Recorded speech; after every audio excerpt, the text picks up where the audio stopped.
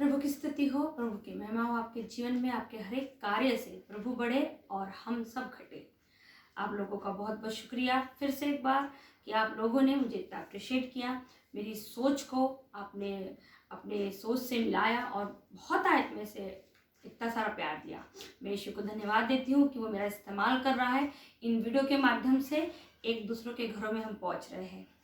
तो बहुत बहुत शुक्रिया आप लोगों का। इसी तरीके से इन वीडियोस को बहुत में एक दूसरे को शेयर कीजिए और ईश वचन का प्रचार करने में मेरी सहायता कीजिए। दूसरी बात, इन वीडियो को शुरुआत से लेके अंत तक जरूर देखिए। एक और बात, वीडियो हो सके उतना शेयर करने के पहले जिसे भी आप शेयर करते हो उनसे जरूर 2 बार जरूर कर लीजिए।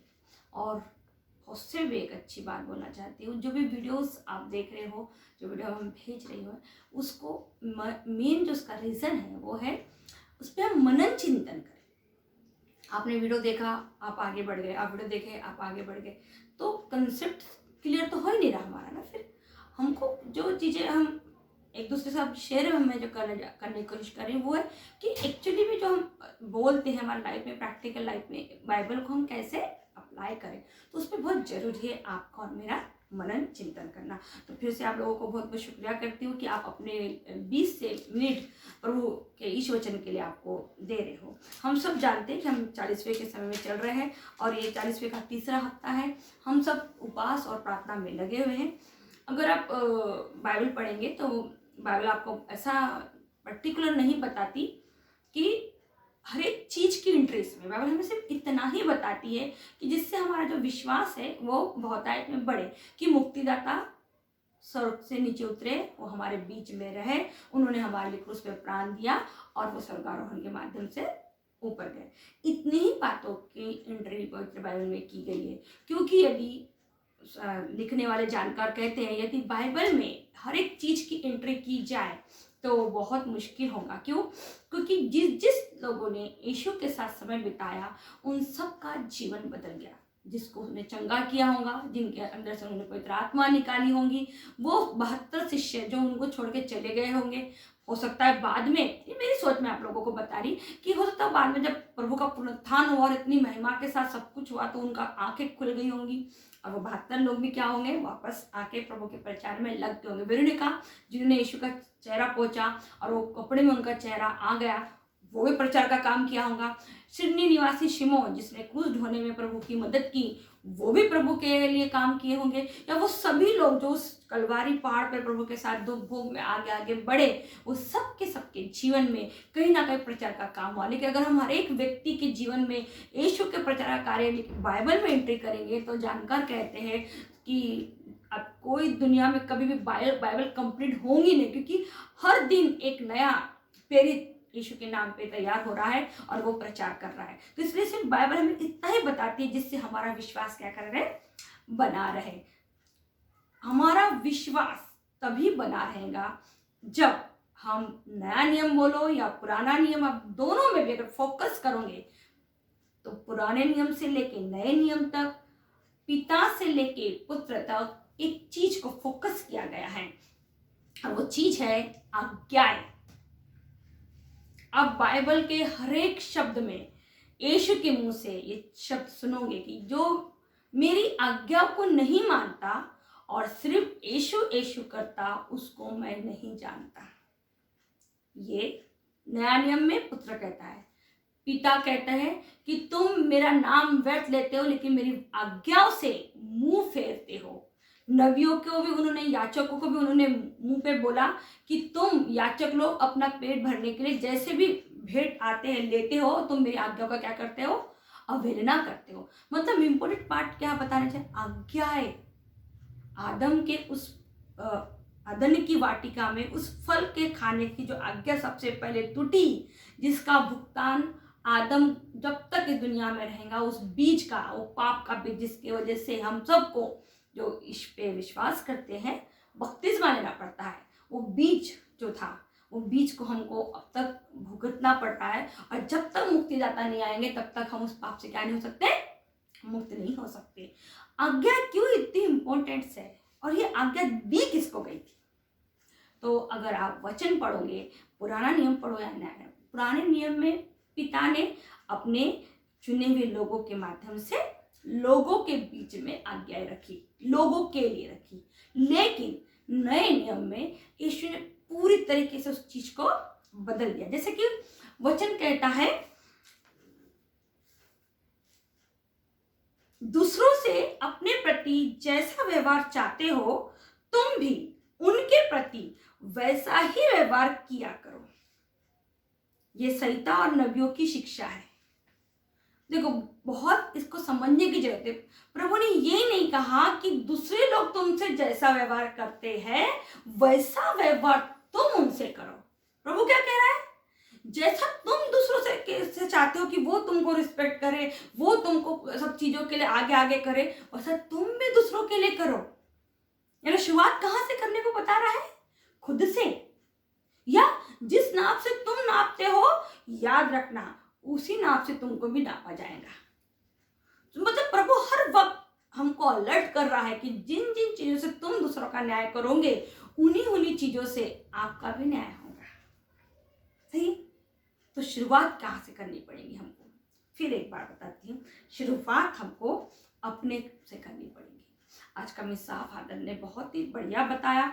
उन्हें मूर्ति पूजा के उस चीज को, जो फंडे हमारे में है कि वो हम बहुत से लोग कैथलिक लोगों को बोलते हैं मूर्ति पूजक है करके, उसको क्लियर किया। मैं भी इस बात को आपको बताने की कोशिश करूंगी एक्चुअली मूर्ति पूजा क्या होती है और हम क्या करते हैं। मूर्ति क्या होती है? एक्चुअली मूर्ति वो चीज है जिसका अपना कभी कोई अस्तित्व नहीं होता। वो एक, आप जब अपनी कल्पनाओं को, अपनी काल्पनिक कल्पनाओं को एक आकार देते हो तब जाके बनती है मूर्ति। जिससे हम कई फिल्में देखते हैं, उसमें लोग अपने कल्पना को जैसा उड़ रहा, ये सब क्या है? कल्पना है। कल्पना को उन्होंने अपनी टेक्नोलॉजी में डाल के उसको किया, लेकिन वो हकीकत नहीं है। लेकिन हकीकत क्या है? पिता का तस्वीर हम नहीं बना सकते। क्यों? क्योंकि पिता को ना तो हमने देखा है ना सुना, लेकिन पुत्र को हमने देखा है। ऐसा हमारा विश्वास, हमने नहीं, हमारे पूर्वजों ने देखा है। सही? जो प्रेरित गण हमारे साथ है, जैसे मान लीजिए आज मेरी मम्मी को मर के 3 से 4 साल हो गए, 3 साल कंप्लीट हो गए, और यदि मैं उनकी स्मृति में उनका कोई स्मारक बनाती हूँ उनकी याद में, तो वो मूर्ति नहीं है, वो स्मारक है। वो मेरे को अपनी माँ की याद, मेरी मम्मी का अस्तित्व तो कभी तो भी था, वो आज दुनिया में नहीं है, लेकिन वो कभी तो भी तो थी मेरे साथ। तो मैं किसी कल्पना की तस्वीर बना के नहीं कर रही। वैसे ही हमारे इतने प्रेरित लोग हैं, वो हमारे कोई कल्पना नहीं है, वो थे। अगर हम उनको अपने जीवन में नहीं रखेंगे तो आने वाली पीढ़ी के लिए हमारे पास एग्जाम्पल ही क्या है बताने के लिए कि कौन लोगों ने अपना जीवन यीशु के नाम पे अर्पण किया है। हम उनको पूछते नहीं, हम उनको प्रतिरूप के रूप में रखते कि देखो ये संत मार्टिन है, ये तो कोई संत अंथोनी है, ये संत, हाँ जितने भी जोसेफ है, संत लोग हैं, उनके महान कार्य, डोमिनिक संत, ये सारे संतों को हम इसलिए रखते हैं ताकि हमारी आने वाली पीढ़ी की जो यूथ लोग है स्पेशली, वो जाने कि प्रभु के नाम में कितना सामर्थ है। दूसरा, आपको और मुझे ये 40वां का समय ये इसलिए दिया गया है कि हम हमारी कमियों पे क्या कर सके, मनन चिंतन कर सके। ये समय है दूसरों की कमियों के लिए नहीं, हमारी अपनी कमियों के लिए। और वो तभी होगा जब आप एक कागज और पेन लेके बैठेंगे और उसमें देखेंगे आप कि आप पिता की कितनी आज्ञाओं का पालन करते हो, आप ना कि दूसरे। बहुत से लोगों का प्रॉब्लम है, दूसरों को वो ये करते हैं, क्योंकि न्याय इंडिविजुअल होने वाला है। तो आपको एक कॉपी पेन लेके बैठिए और आप देखिए कि मैं अपने पिता की किन किन आज्ञाओं का पालन करता हूँ। क्योंकि जो मैंने अपने एक वीडियो में पहले भी बोला है, आज फिर बोल रही हूँ, अनजाने में एक काम भी अच्छा करोगे आप, बिना यीशु को जाने हुए कोई भी मनुष्य कोई एक अच्छा भी काम करेगा, वो प्रभु के लिए 100 के बराबर है। कोई यीशु को जानते हुए, प्रभु को जानते हुए 99 अच्छा काम करेगा और एक बुरा काम करेगा, वो प्रभु के लिए 100 के खराबी के बराबर है। तो पलड़ा दोनों का जैसा ही है। आप प्रभु को पे विश्वास करते हुए आधे काम अपने हिसाब से करोगे, आधे काम समाज संसार के हिसाब से करोगे और बोलोगे कि पूरी दुनिया कर रही है तो मैं भी कर रहा हूँ या मैं भी कर रही हूँ, तो ये प्रभु के साथ आप, हो सकता है मेरे को आप रिप्लाई दे सकते हो कि आप कौन होते हो बोलने वाले, लेकिन जब प्रभु के सामने आपका और मेरा न्याय होगा और प्रभु हमसे पूछेगा, तो क्या आप और मैं किसी दूसरे पे दोष लगा के अपने आप को क्लियर आउट कर सकते हैं क्या? तो नहीं कर सकते। तो मैं आज आप लोगों को यही बताने की कोशिश कर रही हूँ कि वचन में आज्ञा का बहुत बड़ा ये है। यदि आप अपने प्रभु की, अपने पिता की आज्ञा का पालन नहीं करते और बाकी आप सब कुछ कर रहे हैं जो आपको रीति रिवाज के पार्ट्स है, तो कहीं ना कहीं लेवल गड़बड़ है। एक छोटी सी कहानी मैं आपको बताना चाहती हूँ, मैंने कहीं सुनी थी, उसको मैं अलग तरीके से आपको एक्सप्लेन करती हूँ। एक बहुत प्रार्थना नमाज करने वाले व्यक्ति थे और वो प्रभु पे बहुत विश्वास रखते थे। हुआ ऐसा कि प्रभु ने उन्हें एक आकाशवाणी दी कि भैया क्या क्या होना ना, बहुत बाढ़ आएगी, पानी आएगा और पूरा गांव क्या होगा, डूब जाएगा करके। तो उन्होंने जाके पूरे गांव के लोगों को ये बात बताया कि क्या होने वाला है, एक बाढ़ आने वाली, इस गांव में गांव पूरा डूबने वाला है करके। लोगों ने उनकी बात मानी और क्योंकि वो प्रार्थना नमाजी व्यक्ति थे तो उनकी बात मानी और मान के अपना, मैंने कहीं कहीं इसको सुना था स्टोरी, वो मैं आपको बता रही हूँ, मेरी खुद की नहीं है स्टोरी। तो वो सब गांव के लोग उसको छोड़ छोड़ के गांव पूरा खाली कर दिया। फिर आखिरी के जो लोग थे वो उसको लेने के लिए आए कि चलिए अब तो गांव के सब लोग क्या हो गए, खाली हो चुके हैं, अब आप भी हमारे साथ क्या कीजिए, चलिए करके। वो बोलता नहीं नहीं आप जाइए, मैं जिसकी आराधना करता हूँ वो मुझे क्या करेगा, बचाने के लिए जरूर आएगा करके। आधे से ज्यादा गांव खाली हो गया, गांव में बाढ़ आना शुरू हो गया, गांव के घरों घरों में पानी भर गया और अब उसको बचाने के लिए एक नाव के द्वारा, इसके द्वारा लोग उसको बचाने फिर से आए, आर्मी नेवी के लोग, और उसमें बोलते चलिए सर पानी पूरे घर में घुस गया है आपके और अभी क्या होगा, आप मर जाएंगे अगर है। तो उन्होंने उसको फिर से वही कहा कि क्या कीजिए, आप जाइए, मैं जिसकी आराधना करता हूँ वो क्या होगा, मुझे बचाने के लिए आएगा। अब वो अपने घर के छत पे चढ़ गए। अब उनको लेने के लिए प्लेन से लोग आए कि सर पूरे गांव में पानी भर गया है, पूरे घरों में पानी घुस गया है, सब लोग गांव खाली कर चुके हैं, आप अकेले बच्चे, हम आपको लेने के लिए आए हैं। वो अभी भी अपने जिद पे अड़े हुए हैं और कह रहे हैं कि नहीं नहीं मैं जिसकी आराधना करता हूँ ना वो मुझे लेने के लिए आएंगे। और अंत में होता यह है कि वो व्यक्ति क्या होते हैं, मर जाते हैं।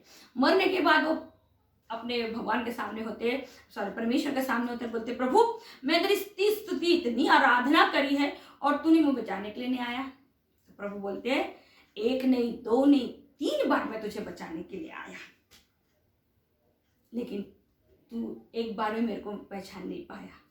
मैं आपको क्यों बता रही हूँ स्टोरी, प्रभु आपके और मेरे जीवन में डायरेक्ट नहीं आएंगे, वो किसी ना किसी के माध्यम से आपके जीवन में एंट्री करेंगे जो आपको बताएगा कि आपके जीवन में गलत क्या है। लेकिन कंसेप्ट ये है कि क्या आप अपनी गलती को स्वीकार करने के लिए तैयार है। प्रभु के सामने मैं पापी हूँ ये बोलने से अच्छा अपने पाप खुल के बताने से, प्रभु मेरे ये सब पाप के मेरे गलत है, इसको मेरे से बाहर निकाल और मेरे अंदर अपनी अच्छाइयाँ भर, इस तरह बोलने की हिम्मत है। सिर्फ हम इतना बोलते प्रभु मैं पापी हूँ, आप पापी हो, लेकिन आपके पाप कौन से है वो कौन बताएगा प्रभु को। प्रभु से बताइए। ये 40वां आपका और मेरा नवीनीकरण करने का समय है। तो अपने अंदर प्रभु की उन सारी अच्छाई को लाने की कोशिश कीजिए। ये समय है अपने और अपने परिवार के लिए घुटनों पे आइए, 5 मिनट 2 मिनट जितने भी समय आप वचन कहता है हर घुटना झुकेगा, हर जुबान बोलेगा कि यीशु ही जीवन है। घुटने पे आके उसकी स्तुति आराधना कीजिए। पूरा परिवार बैठ के टीवी देखता है, पूरा परिवार बैठ के खाना खाता है, पूरा परिवार बैठ के 2 मिनट घुटने पे क्यों नहीं आ सकता? क्योंकि जीवन तो उसने दिया है। जिस जीवन के लिए आप इतनी हाय हाय करके पैसे कमा रहे हैं, अगर उसने वो जीवन ही ले लिया तो आपके पास बचा ही क्या? कुछ नहीं बचा। और आज कितने ऐसे एग्जाम्पल हो रहे, हम सुनते, रोज सुनते कि कोई व्यक्ति बैठे बैठे ही मर गया, कोई चलते चलते ही मर गया, कोई व्यक्ति हमसे बात कर रहा था आज और आज नहीं है। तो फिर हम इस जीवन के लिए क्यों गलत काम करते हैं, जिस जीवन का अंत आज नहीं तो कल होना ही है। रूखी सूखी खाके भी जिंदगी बिताएंगे ना, कोई प्रॉब्लम नहीं, लेकिन अपना आत्मा का नाश मत कीजिए। शरीर भूख से मर जाए कोई प्रॉब्लम नहीं, लेकिन आत्मा नहीं, क्योंकि प्रभु हमको शरीर और आत्मा दोनों को प्राण दे सकता है।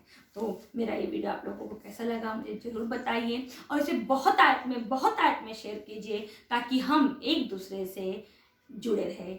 यीशु के नाम पे एक छोटी सी प्रार्थना के द्वारा मैं इस वीडियो को ख़त्म करूँगी। आइए हम सब मुक्तिदाता यीशु के नाम पे अपने स्वरों को झुकाए और प्रार्थना करें कि ये 40वां हम सबों के जीवन में एक नया समय लेके हम सबका नवीनीकरण हो जाए, हमारे विचारों में, हमारे जीवनों में। प्रभु, हम का सबसे बड़ा मंदिर हमारा शरीर है, हम इसका नाश ना करें और सबसे बड़ी आराधना अपने शरीर के द्वारा, अपनी आत्मा के द्वारा अपने प्रभु के करें। हम सारी प्रार्थनाएं, निवेदन और विनती पिता के चरणों में चढ़ाए। उसी की परम प्रिय पुत्र और हमारे मुक्तिदाता, हमारे उद्धारकर्ता यीशु मसीह के नाम पे इसे प्रभु सुने और ग्रहण करे। आमीन।